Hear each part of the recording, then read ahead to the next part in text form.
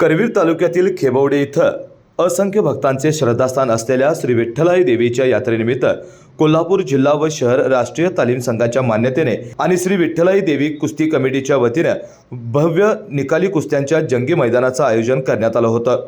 उत्साहात पार पडलेल्या या कुस्ती स्पर्धेसाठी पंचक्रोशीतून कुस्ती शौकीनांनी मोठी गर्दी केली होती।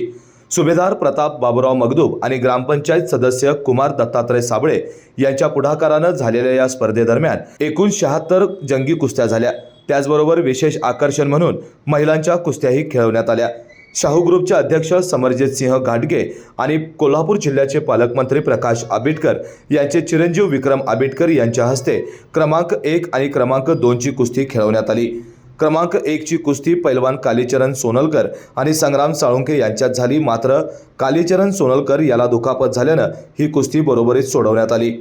त्याचबरोबर क्रमांक 2 ची कुस्ती पैलवान विक्रम घोरपडे आणि धनाजी कोळी यांच्यात खेळवण्यात आली, मात्र निकाली न झाल्याने ही कुस्ती देखील बरोबरीत सोडवण्यात आली। इतर अनेक कुस्त्या मोरेवाडी गावचे सरपंच संजय वासकर, इस्पुर्ली पोलीस ठाण्याचे सहाय्यक पोलीस निरीक्षक मुदस्सर शेख यांच्यासह विविध मान्यवरांच्या हस्ते लावण्यात आल्या।